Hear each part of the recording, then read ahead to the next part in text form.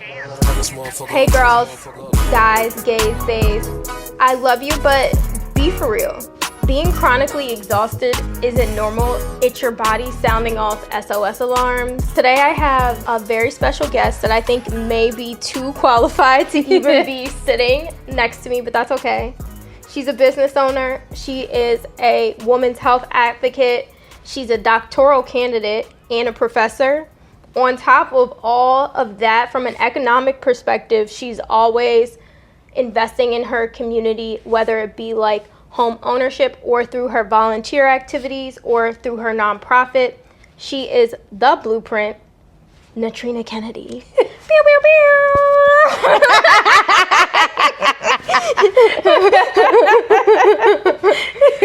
So I started with business owners. So my first question is going to be like, tell me about your nonprofit, WHI, and its mission. Okay, awesome. Well, first and foremost, thanks for having me. Yes.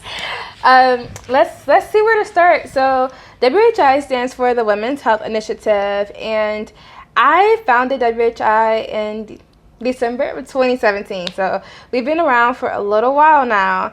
And ultimately, like, the mission of our organization is to decrease health disparities for Black and Brown women and through by providing social supportive services and education.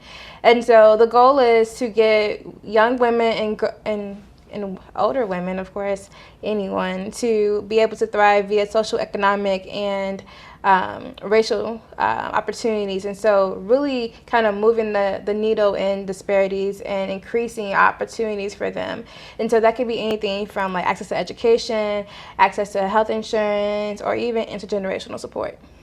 Oh, wow. So that was a mouthful. I don't even know how you just keep all of that. I guess it's your business, but that was a mouthful. So what does it look like to, like, for example, have one of your events? Like, what's an example of an event that you would do? An example of an event, so I actually tell you about like some of our most recent ones. We began to hold storytelling sessions about 2 years ago now. And our target population, I should have led with this, are women between the ages of typically 15 and 45. So it's a very large range. And so the first half, we kind of put them in two categories, 15 to 30 and then 30 plus. Mainly because like the target audience kind of requires different things and intention from us. When I say us, I mean like my volunteers, my board, the organization leaders. But ultimately, the storytelling sessions were designed to create community. And so they are held at local Black-owned businesses. So we had one in, I think our first one was in, I'm going off memory here, so please forgive me, 2023. 2023 at Afro Joe's, which is a local Black-owned coffee shop here in Chicago on the South Side. And we brought together women between that age range, so 15 and older, pretty much. And we have different experts come in. So for this one, we had a life coach come in, and we talk about all types of things. Talk about fibroids and fibromyalgia, anxiety, depression, cancer, inability to sleep. They talked about their husbands and their kids, and ultimately it is a space for them to just really connect. And then we bring in the expert as an opportunity to kind of dissect some of those things deeper. And the event for that could take anywhere from a couple of months to a year to plan, depending on the size of it. So for that, we try to keep them a little bit more intimate, of course, so that way we can have a lot of great conversation. So we work with interns and community leaders, activists, clinicians, to really bring it forth. So anything from marketing to operations is how we get those events off the ground. Period. So what made you want to start the business? Was it like a slow, like getting signs from God, just little nudges, or was there just one single moment where you're like, I'm going to start a nonprofit on women's health? So it wasn't, that's a great question. It wasn't a single moment. I can tell you that much. It was not a single moment. My organization began when I was an undergrad. I attended Loyola University of Chicago. And ultimately, I knew I wanted to be a doctor, so at the time I was studying to be a neonatologist, and I had switched over to healthcare administration, and I was really doing policy work. So I was working on a policy portfolio as an assignment for a course there, and we got a chance to pick something that we really, really want to talk about. And so at the time, I really wanted to talk about maternal mental health and the mortality tied to that. And what we did was we took that and we looked into like the media coverage on it, how well my state rep was doing work in that space, and we put it together into a portfolio. And that was the beginning of my nonprofit. It just so happened during that time I was working at a doctor's office and helping run a private practice here in Chicago around serving pretty much affluent white women. And then I was going back to the South Side where we did not have access to things like quality care as it pertains to obstetrics and gynecology. We didn't have, some people didn't have health insurance. The people that I was working with at the doctor's office, they were able to go to baby yoga and other resources that we did not have. So I was writing this portfolio, but I was also living it out in real life. And I was just like, I felt like I had a platform to really like bring awareness to it. I did write a letter to my state rep who at the time was Robin Kelly. She is now Congresswoman Robin Kelly, and she responded, and it just really kind of propelled me into like, yeah, I'm gonna do this. I was very naive, very naive into what it took to run a nonprofit. But I also grew up around a lot of Black businessmen and women, so I felt like I had the support to get it started, which I did. Once I started it, I used my portfolio to create my articles of incorporation, and from there, that process was less than a couple of months. Okay, so really it was a class. It was a combination of things. Through the class, and then I think that led to one experience, and like a culmination of these experiences helped you see that there was a gap between what people in your community were getting versus what other communities get as far as health. Yeah, to sum it up, I think I would put it simply as it was my own lived experience. Period. What do you think from that inspiration of starting it, what do you think was the biggest gap that you saw? I know there's a lot, but what was the one that was like, oh, this is unacceptable? Oh my goodness. Oh, that's really hard. The one that keeps coming to mind would be access to quality care, but I would be remiss if I didn't speak about Black maternal mortality. So when I talk about like maternal health, there's a lot. That's a very broad concept. Depending on the expert that you're talking to, they might think of it as strictly obstetrics and gynecology. But if you're talking to more of a holistic person, they might think about doulas or midwives, or they might even think about just like the social support that a woman is going through. But maternal health is very broad, and there's a lot of disparities when it comes to Black maternal mortality and morbidity. And so when we started talking about the gaps, they're really alarming, especially compared to white women. And then if you want to go a little deeper, even like the way that we measure maternal mortality in the States, there's a lot of research coming out now about even like, for example, with death certificates. I know I'm not an expert in this space, but there's a check spot now, and I believe in many states in the U.S. where you can check if that person was pregnant, then at the time of their death, then they're automatically considered as part of maternal morbidity and mortality, which can also create huge disparities in data. So let's say if, God forbid, somebody died from diabetes or a diabetes complication and they were pregnant, doesn't necessarily mean that they died from a pregnancy complication, but then their death is being ruled as being counted as a part of that mortality or morbidity count. In this case, mortality, of course, if they passed away. But so what that does is not only are we seeing alarming numbers, but then the numbers aren't accurate, which means that like we can't really do much about it with integrity. So that a lot of the stats is how people like me, public health professionals, create preventative interventions and community-based work. And if the data is inaccurate, then it makes it a little bit more difficult to do that. So I would say that if I had to pick just one gap, it would be the disparity with Black maternal mortality.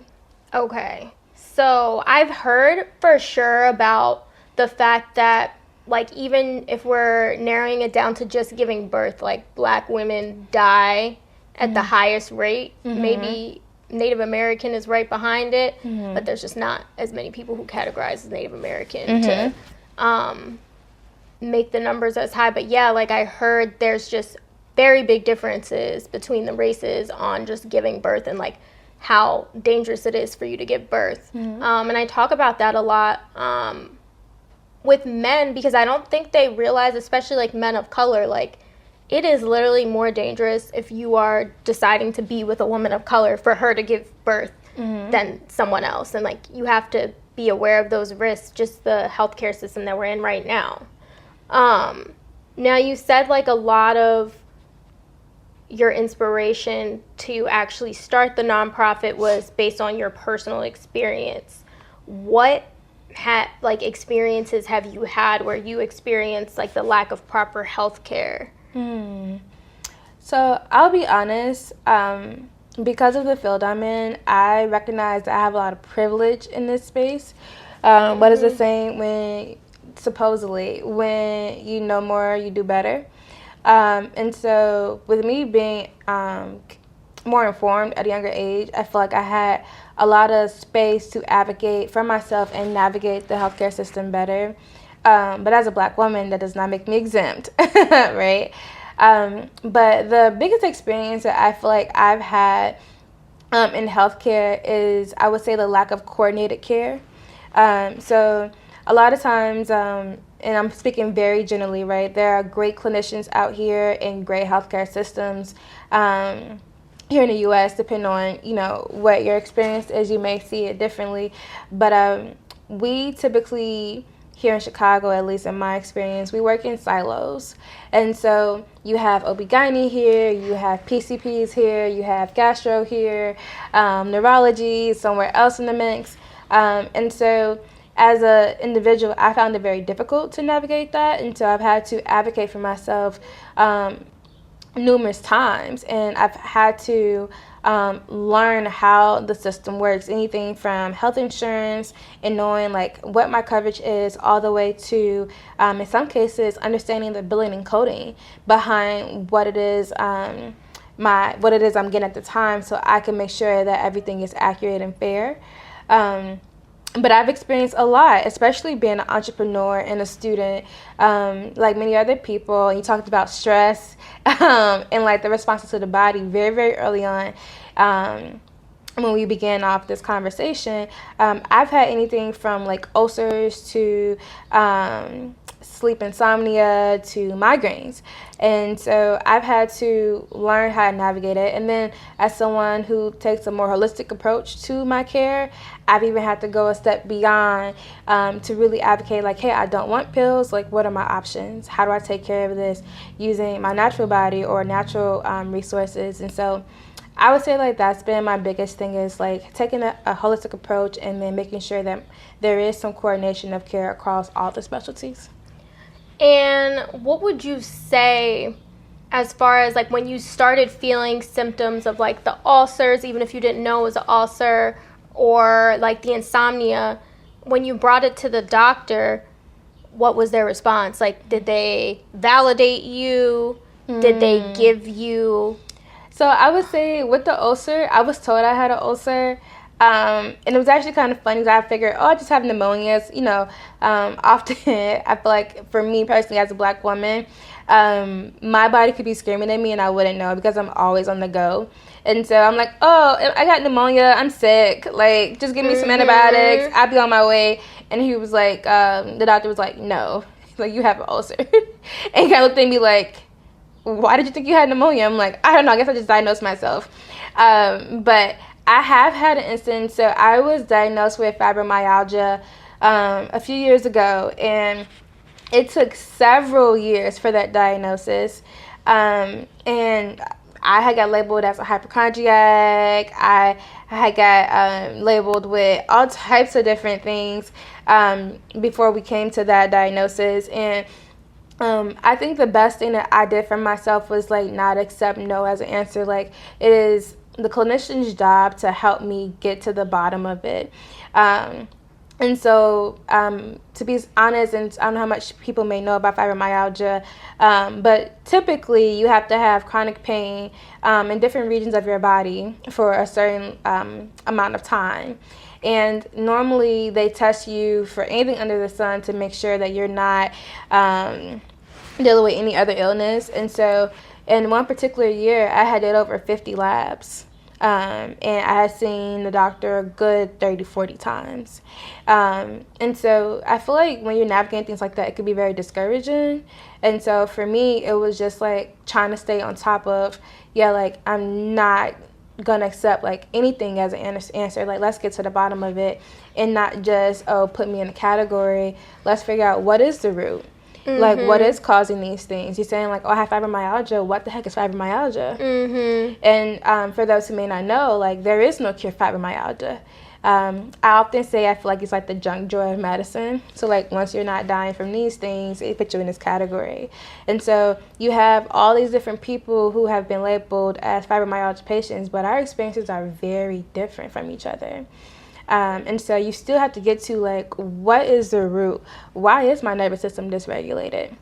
In my case, it's stress. But for other people that I've met who have fibromyalgia, in some cases, it's because they were in a car accident and they had severe trauma. It could be because they have other chronic conditions like lupus. That is not my reality. And so having to speak up for myself was critical. So we started off the episode with me saying, like, be for real, being chronically exhausted is not normal. It's your body sending you signs. So what would you say are some of the signs that women of color may be experiencing, or even white women? You're not excluded, I know, but anyway, whatever women may be experiencing that they've either said, oh, it's not that serious, or they've gone to the doctor and the doctor has invalidated them. Like, what are some telltale signs, like your body's screaming at you? The ones that come to mind for me, I'm going to start at the top and work my way down. Like, really, really dull migraines or, like, headaches, I think is one. Sometimes, like, I feel like because we might have menstrual cycles or our bodies might be going through other things, that's an easy one that we might try to, like, push off. Another one that I always notice is, like, a weakened immune system. So sometimes people are like, oh, I feel like I'm getting sick every week, right? So I might feel, like, a little, like, pinch in my throat or a little tickle, but I don't feel like I'm full-blown sick. And so, like, just these small instances of, like, where my immune system is constantly fighting something. Another big one is tummy problems. So I've experienced this and I've seen it where people carry a lot of, especially for women in general, we carry a lot of anxiety, especially like in our bellies, in our pelvis, in our uterus. So you might even see like where I've seen some clinicians even talk about the increase in fibroids connected to stress. I'm no expert, but so I know that there's these different ways that we carry it. Nerve pain, tinglings in your hands and your feet. Are your hands and your feet always going to sleep? Are you sitting for too long? Where your body needs you to move and engage with it. It's going to look different from person to person. For me, the biggest one, I have migraines. I have chronic like shoulder pain, carry a lot of tension in my stress. In my trap, so right behind my shoulders. And for me, like I could tell you, like when I am really stressed, my back is on fire. Like I could barely hold my head up because you're like tensing. I'm so tense. Even right now, I'm having a hard time just like sitting up straight. Also, like right under the breast. There might be some tension in your chest, and people may not really pay attention to that.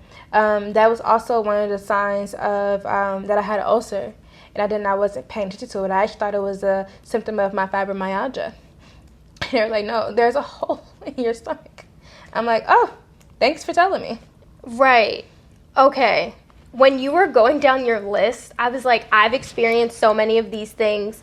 And it's so funny that they tried to label you a hypochondriac, because when you go and look up these things, half the time it's like, I know we all talk about like, oh, you go on WebMD and you're going to die in 3 days. Yes. But I actually don't feel like that's what actually happens with like, when I go look up stuff. I look it up and I'm like, oh, well, I see a lot of people talking about it. It must be normal. Mm-hmm. Like the little tingly feeling of like losing sensation in like a finger or something randomly for no reason. Like I've had that happen, but I haven't, like, as I've gotten better and better about taking care of my health, I haven't experienced that now that I think about it. But I'm like, I used to like just randomly get that. And then like with the fibroids, like, that showed up for me, and it was crazy because I had one in, I think it was like in April, I had like, of last year, I had one small fibroid. Work was stressful. I went back in September, and then I had 3. Mm-hmm. Just like. Because it feeds them. Overnight. 3. And I was like, but I've been eating healthy. I was eating healthy. Like, I'm pescatarian.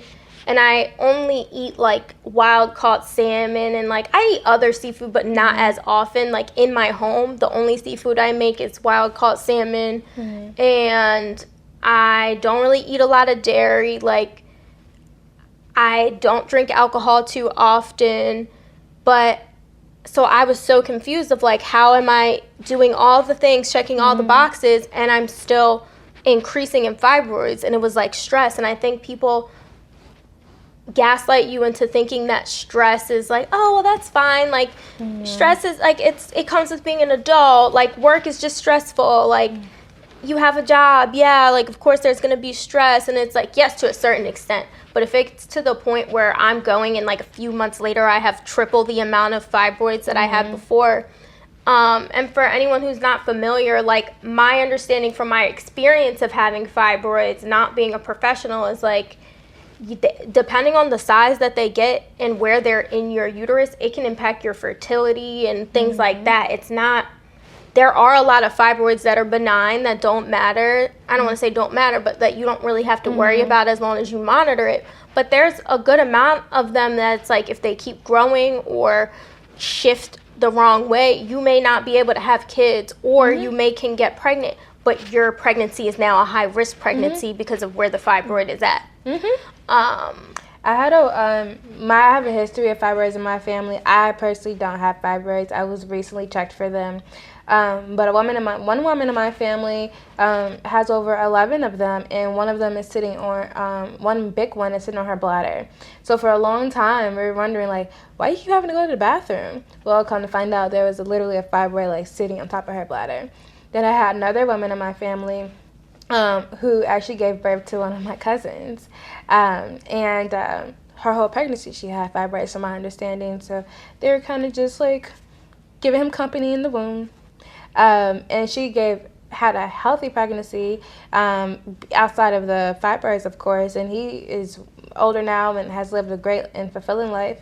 But those things we just don't talk about.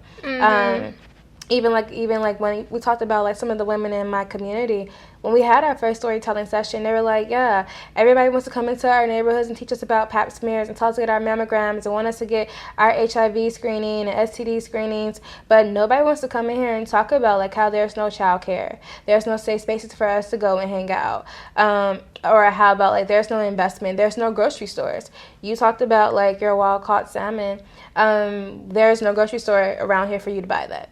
Correct. And that's, but even beyond that, it's like I was doing that, but just because of the amount of stress I was in, it didn't even matter that I was doing that. So say you did, putting the grocery store would help, right?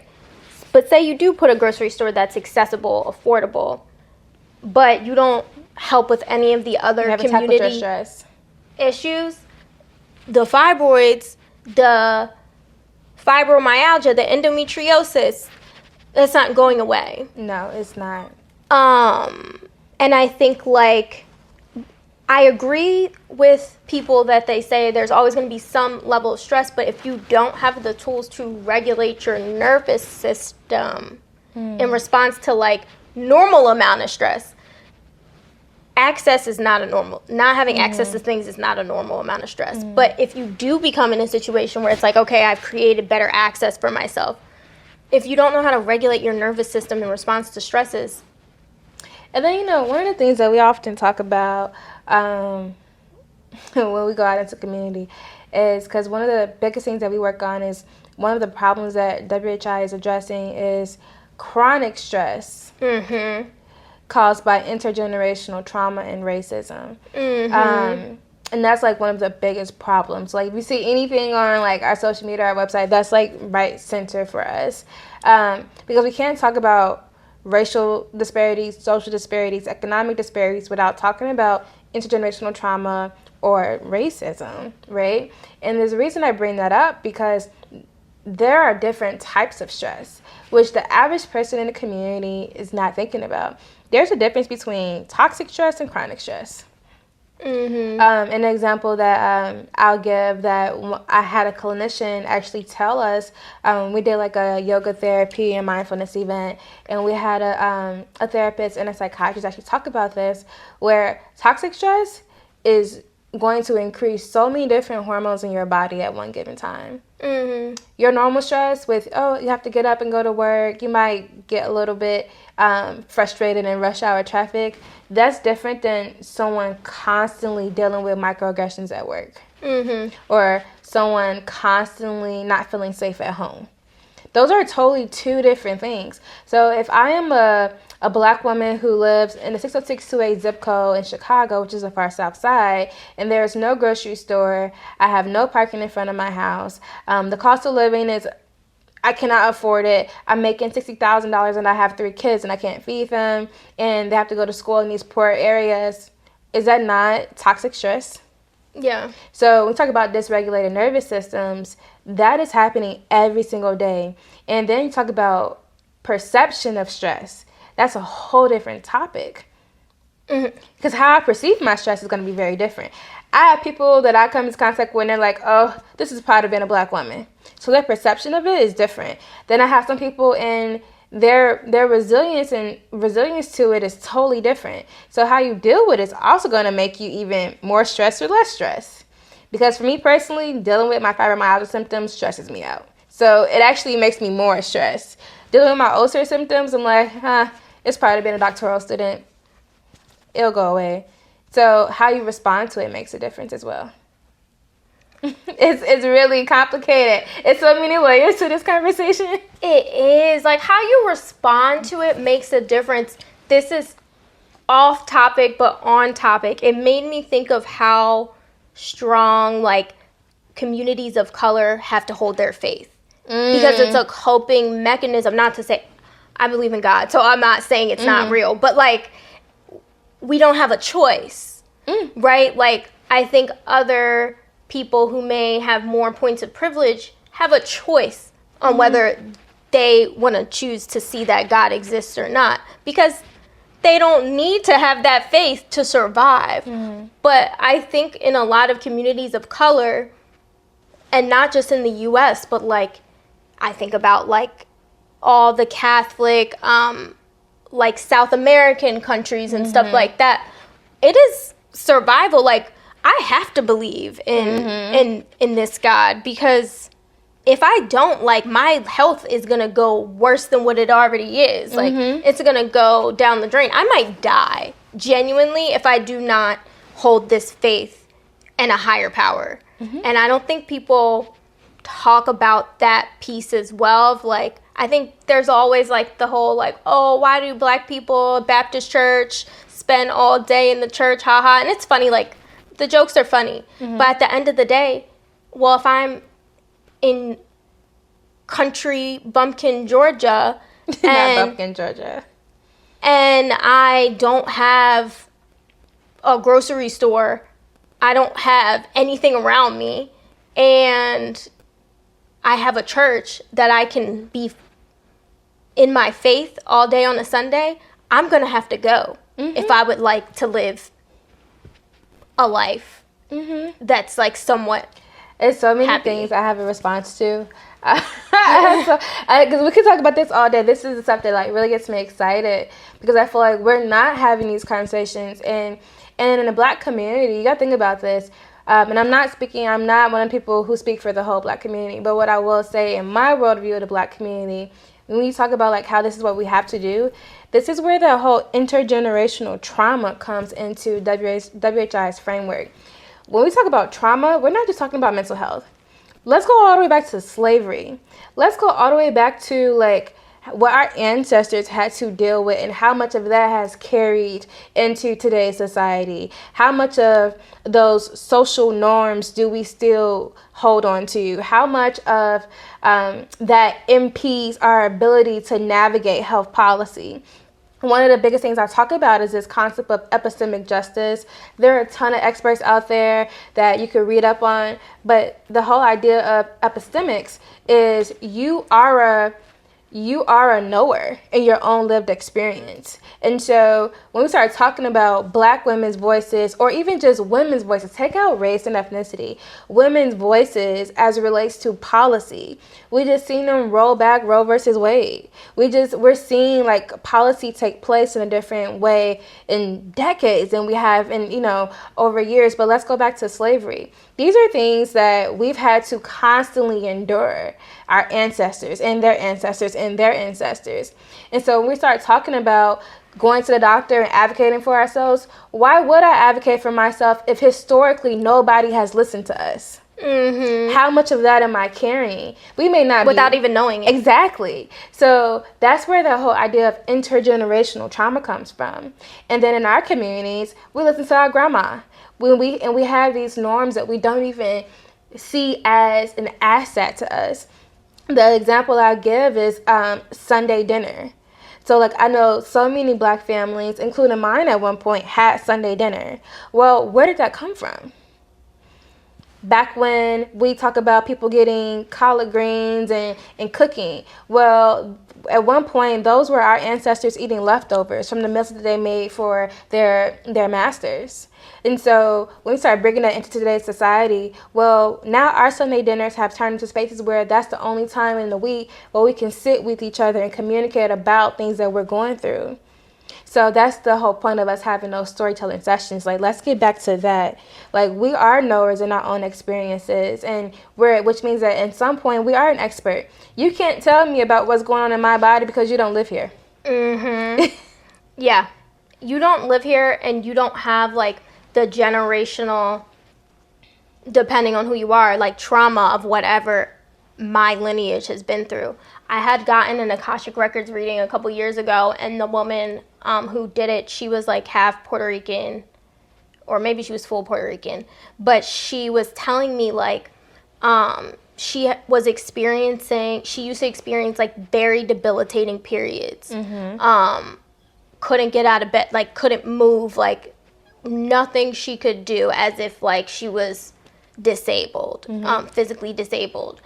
And she started working with someone who was helping her uncover the fact of like, because Puerto Rico was part of the slave trade, and there mm-hmm. was like different things that happened to like the Tainos and mm-hmm. whatever, she was carrying that trauma from all the way back then in her body. And mm-hmm. when this practitioner was helping her work through that generational stuff, mm-hmm.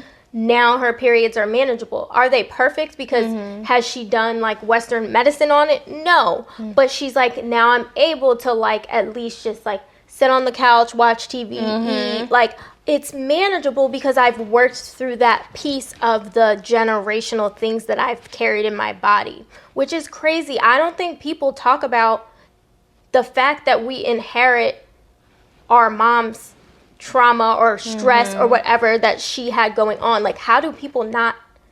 I feel like I'm even new to knowing that. Mm-hmm. And I've considered myself like educated on holistic health mm-hmm. and healing, and I'm like, I'm just now learning about this within mm-hmm. the past year. And sometimes And what I found to be true, like working with communities, so we have hundreds of women in our community network at WHI across the city. We now have women in different states and even in, overseas in like Ghana, West Africa, and different places. And so we're learning more about like these cultural remedies and what are the actualities for people. And one of the things that we talk about is just the idea of stress. Like what you just described for this woman is she's carrying that, and that is a form of stress. And then when you add all these extra layers in public health, we refer to them as like social determinants of health, which are things like access to food, access to insurance, quality of life, different barriers, right? But then there are these things like structural determinants of health, right? In Chicago, one of the big examples of that is redlining. Like where based off where you live, there's a whole different experience for you. So if you live up north versus over here on the south side of Chicago where I live at, there's a huge discrepancy in your life expectancy. So like if you're living in that is stressful. That's a different reality for you. And so you're carrying that day in and day out. So do you know what the discrepancy is around? Like it's years? Yeah, it's just based on where you live. Yeah, your zip code absolutely defines your life expectancy. Like there's a lot of research on it. And even within Chicago, you're saying. Yes. Anyone who may want to be interested in this, one of my favorite tools I like to play around with is the Chicago Health Atlas. It is a interactive dashboard. You can go in there, put in your zip code, compare any. There's like a lot of different data sets in there where you can look at life expectancy by zip code, by neighborhood, by ethnicity and race. You can look at different features or modules around like anxiety or maternal health. There's different data sets in there, but that is a known thing here. And that's not just irrespective to Chicago. And one thing, like in my field of public health, we talk about all these things we sit at the intersection of all of this. So when you're talking about quality of life, a lot of times people tend to think about the hospitals and going to see your doctor. It is a known stat that 80% of your health outcomes live outside the hospital, which means that 80% of like the things that you eat and where you live at and what support systems that you have and your access to resources, that is more likely to shape your health outcomes and your life expectancy than you going to the doctor. I am not telling anybody to not go to the doctor, but my point, what I'm trying to prove here is that we sit at the intersection of all those things, and the average person is not thinking about that. They are just simply living. So now we see things like another great example is people or women who live in rural communities. Yes. Where they have to drive 3, 4, 5 hours to the nearest hospital, or they have to be exposed to different things because they're out farming versus like people like myself who work in corporate America. So their lifestyles may be completely different, but their stressors may be even more because now they don't have that access. Or people who, like those who lived in Flint, Michigan, and they don't have clean water, right? So all of these things are stressors, and all of these things impact women's health, which is also another broad term. Women's health is not just reproductive health. It's far beyond that. But I think the belief that women's health is just reproductive health stems from the long, deep-rooted idea that women are only here to give birth. Even when you look at healthcare as it goes with like endometriosis, adenomyosis, fibroids, if you're a younger woman, like still in childbearing age, they don't want to give you, they're like, and you're like, I need a hysterectomy, or I want some of the one of the more invasive procedures that could impact your fertility. They're like, no, I'm not going to take an ovary away. I'm not going to do a hysterectomy.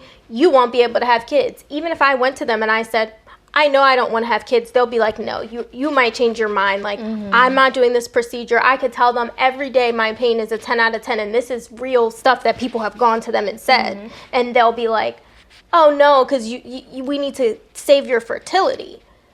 But then if I'm 50 or 60 and I come in and I say I have these symptoms or lesser, and I'm like, but hey, I want to work through it naturally. I just want to work through it. I want to learn, what can I do? I would like to keep my uterus. I don't want a hysterectomy. I don't want to get my ovaries removed. They'll be like, nope, that's your only option. Because you are no longer useful, because you are past childbearing age anyway. I think one of the things that I do want to mention, and this is a personal and professional thing for me, is giving them grace. Because, and when I say them, I mean people that work within the system. And when I say system, I'm government agencies, social services, insurance companies, or even doctors. Because, and the reason I say this is, many of them, I'm sure there are different instances where this is not true, so please do not take this as a one-size-fits-all model. But many of them are just doing what they are taught. And so this goes back to that intergenerational cycle. So if I am a doctor and I spent 4+ years, many of them spend 4 years in medical school, residency, and so forth, right? And so they're doing what they have been. They're a part of a system. And that system keeps going. I'm not saying that that's okay. But so when we start talking about, like, let's talk about, you talked about, for example, hysterectomies. That goes all the way back to when obstetrics and gynecology became a thing. And it became a thing by them using black women as pretty much guinea pigs to see what amount of pain can they take. When we start talking about obstetric tools, right, there's studies on this. So I'm not saying that it's okay by no means. But the point that I want to elaborate on here is just like there's a system of trauma within how we are as a people, the American healthcare system is very broken, and that lives in that system. So one of the things that we always talk about is, and even within my day job, we talk about health literacy. The biggest thing that we can do for one another as a people is continue to educate. Because if you go into the system and you're experiencing that, then that meaning like, oh, they won't take my uterus and I'm in pain. You don't know how to navigate that. You don't even know what you're up against because you're not educated about the system and what they're taught. Now, for some of us and who may be, in the medical field, we know a little bit more. But they know like what. But we know like what we're up against, so we're more inclined. Like I know what it's like to have a black doctor because I've purposely made most of my clinicians black people that look like me, right? And that's intentional. So like now I'll give you 2 quick examples and then we can move on. But I'll never forget, I came across an individual, and I'm trying to maintain confidentiality here. But I had an individual, we were doing community-based work, and I was learning about community health workers and the importance of them. And I'm just talking to a community health worker, and we're just, blowing the breeze. These are people who look just like me, who live in the same city as me. And they were trying to figure out why this particular individual kept having, like, her diabetes was constantly fluctuating. Like, her levels were constantly fluctuating. And this is where they gave her a community health worker to make sure that, let's get to the bottom of this. Like, what's going on in the home? Like, what's happening? Like, is there something that we're missing here? So that person started going to this person's house every week, and they were getting along great. She went around the house, made sure everything was, easy peasy. They had talks. And one day, what ended up happening was this woman gave an orange, an insulin shot, and then ate the orange. And so what we found out was when she was taught how to take her insulin, they used an orange, which is sometimes a common practice. They give an example when you're first new to it. And so she would eat the orange. So she's like, I'm taking my insulin. I'm doing all the things that you're telling me to do. And in her mind, she was, because she was shooting the orange. And so it wasn't until someone went into the community, went into this person's house, and saw that there was a gap in the knowledge around how to take insulin. So now you have a person, once they figure that out, then they're able to get her back regulated, and she's been in great health since. So now apply that to a larger population of people. So a lot of times when we come into contact with clinicians, they're just doing their part. They're working within their silo. And so I think that's why, like, I'm a proponent of community-based organizations, right? Because we are able to do what they can't do. A lot of them can't step outside the walls of the hospital. And so there needs to be a bridge between us and them, which means that there needs to be a greater connection in community. And I know, like, we've talked off of the podcast before about, like, how important the storytelling is, because if that person who had the diabetes was able to go to a platform and speak about, like, okay, I'm having this experience, this is what I'm doing, maybe that problem would have been solved faster. But like, how can we use, what's the difference between venting and storytelling in how it can be used to actually create health changes for women? That's an excellent question. There's a thin line depending on who you ask. I see storytelling as a tool to empower people.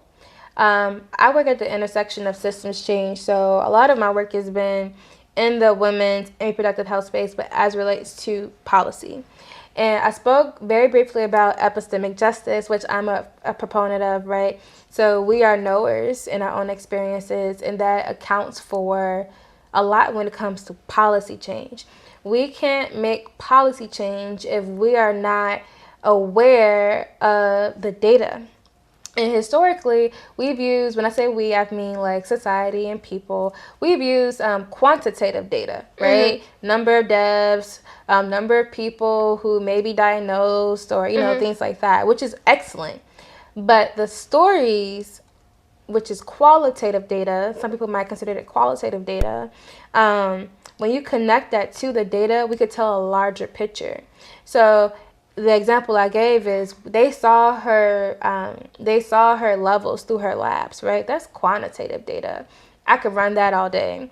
But the story behind it, the lived experience behind it, is what was being used to help actually solve a problem. And so in that case, there was no venting. It was just conversation. And so take away the nice language of storytelling and just talk about community, right? What we're doing now is storytelling. If you're talking to your homegirls, yeah, like, I really like him, and I want to do X, Y, Z, and we're going on a date, that's storytelling, right? And so when you come back with outcomes, okay, so I went on this date with this guy, and this is what happened, that's an outcome of what we prepared for. It's the same thing with storytelling. And so one of the biggest things that we're preparing for is, how do we help people in community, women in community, share their stories? Because just like you and like myself, we know these stories. I talk to you about them, talk to my friends about them, my family about them. But where do they go? Where do they live? And so WHI is working on some future initiatives where we help people prepare their stories for actual systematic change. So you can't go and tell your whole life experience to a politician. They don't have time, right? Let's be realistic.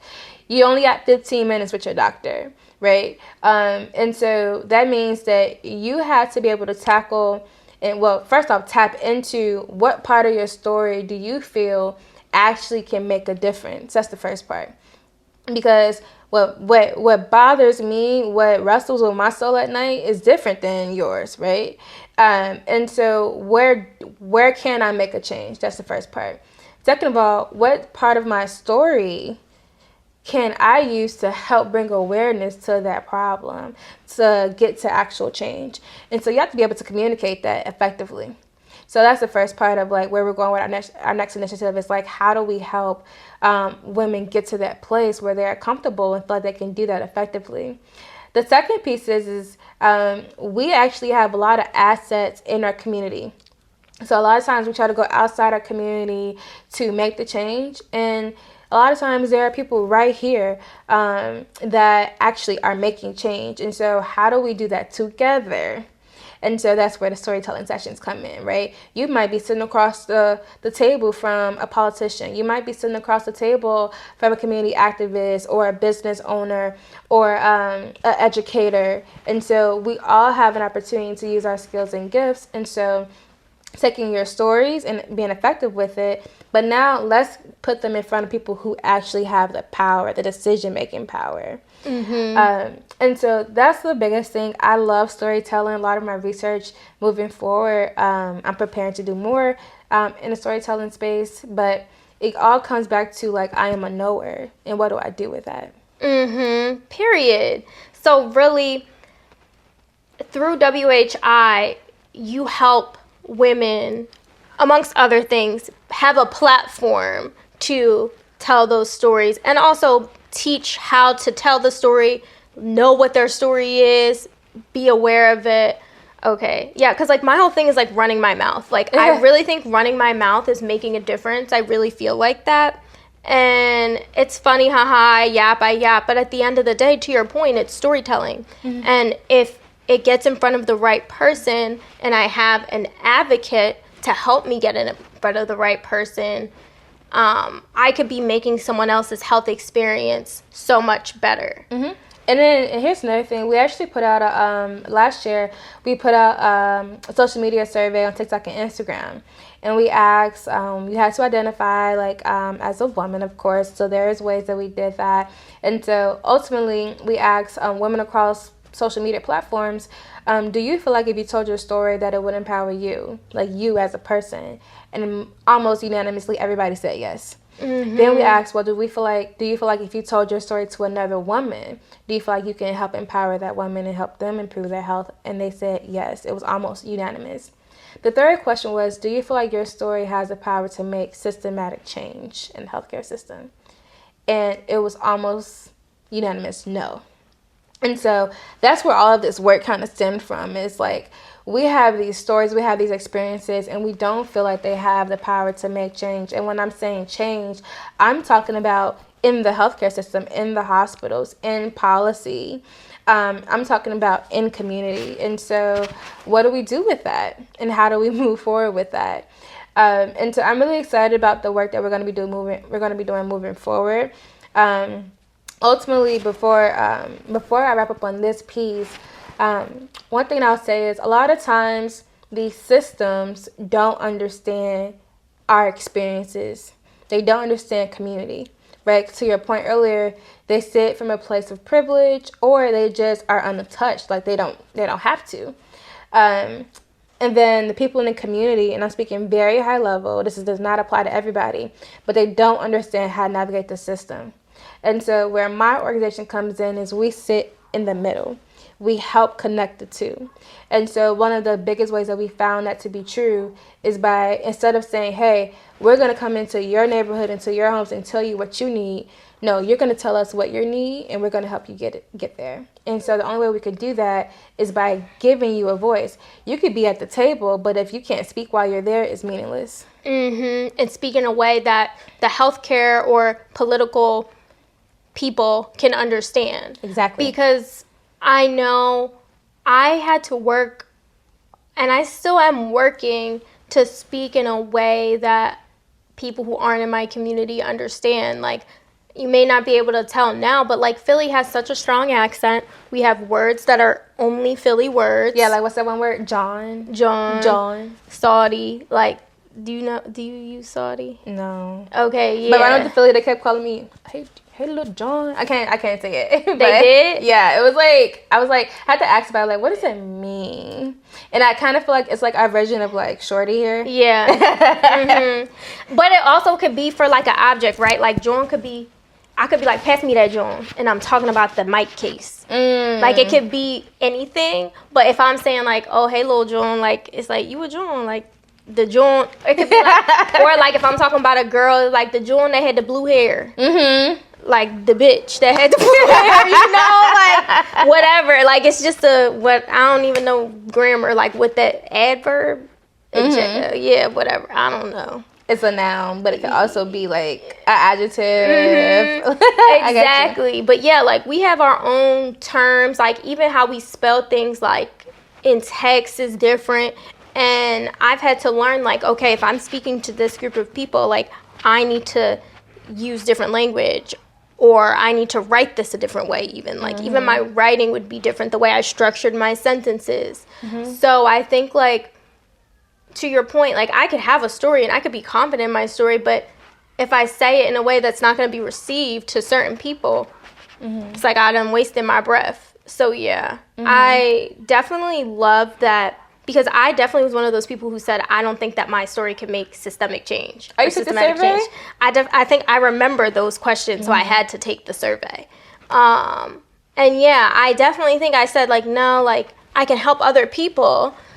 Me and you can have a conversation, and I can be like, oh, well, I did this, this, and this, and we could get somewhere. But I didn't realize, like, how impactful that could be on a community level if you're given the platform.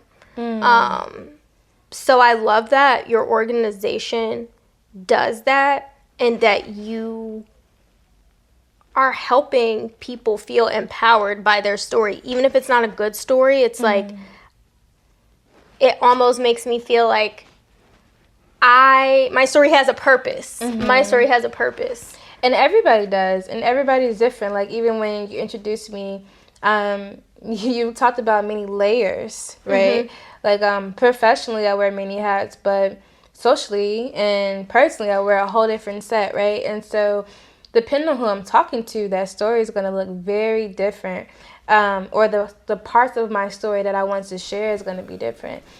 But I always tell people, you know, there's a beauty in being able to connect different parts of your story. And I use my professional hats as an example. In my day job, I'm a corporate woman and I'm a corporate strategist, right? And so I strategically help people at the highest level of leadership think about how they can invest in community differently, right? How they can bring community into the fold. As an entrepreneur, I represent and I show up and connect community, and I bring community to the fold. As an educator, which is still very, very new to me, I'm educating students on how they can do that. So when you look at all those hats, it's really, really, I'm doing the same thing from a different angle. It's like you have the same North Star. Exactly. And so that same approach could be taken from a different lens. I don't have kids, but I've seen moms do that, right? Like, you may have seen before where they may not be professionally confident, but if they have 2-3 kids, they know that each one of those kids are different, and the approach they have to take with each kid may require something different of them, and they take that same approach and they bring it to work because that's how they're used to thinking. It's the same concept. So when you're talking about storytelling, you have to be able to tap into that, and that's not always easy. I've been in many conversations, sitting at a very, very powerful table full of people who make decisions, and I can't speak.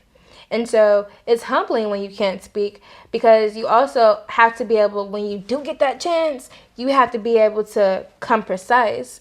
And so that could be very, very stressful, and it could be very intense. And so you have to be prepared for that. And the average person, they're not in those spaces, and they don't know that. And so my job is to be a partner in that. I can't tell your story for you, but I can help prepare you for that, and I could support you that. And it can also be traumatic, because when we start talking about storytelling, you have to go and you might talk about some things that you tried to bury years ago, but that might be what you need to bring access to resources for you and your community, or you and your family. One of the other things with our next initiative that we're going to drop, I'm not going to tell too much about it, but we're hoping to bring in therapists as part of our storytelling mechanism. That is one of my biggest goals, is to make sure that you feel supported as you talk about your stories more and more at no cost, because you shouldn't be penalized for having to do that. I feel like that's a resource that should be available to anybody. So if I'm asking of people to go into the deepest parts of themselves to make systematic change, I need to give them support along the way. Period. So where I think anybody listening is like, I want to get in contact with WHI, I want to be a part of this initiative, how do they find you either like a website or social media, like what's the best way for them to become a part of the community? Oh, that's an easy question. So www.wearewhi.org. You can email me, my first _ my last name at wearewhi.com. We're on all platforms. Biggest platform is Instagram, wearewhi. Those are the easiest things. Me personally, I am on all platforms except Twitter. Netrina Nicole. Nicole is spelled Nekole. And I'm always, people send me messages on TikTok, Instagram. So even if you just want to reach out to me directly, you can do that.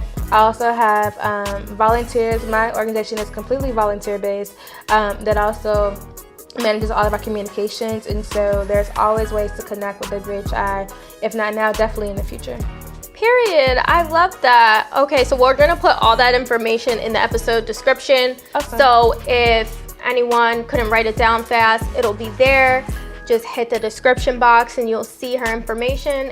And if you want to listen to more podcast episodes where I'm being for real with you about your health and all this other shit, follow LIY Butt Podcast on Instagram and TikTok, YouTube, Spotify, subscribe, wherever you listen to your podcast. All the things. Thank you so much. Thank you so much for having me. Bye, y'all.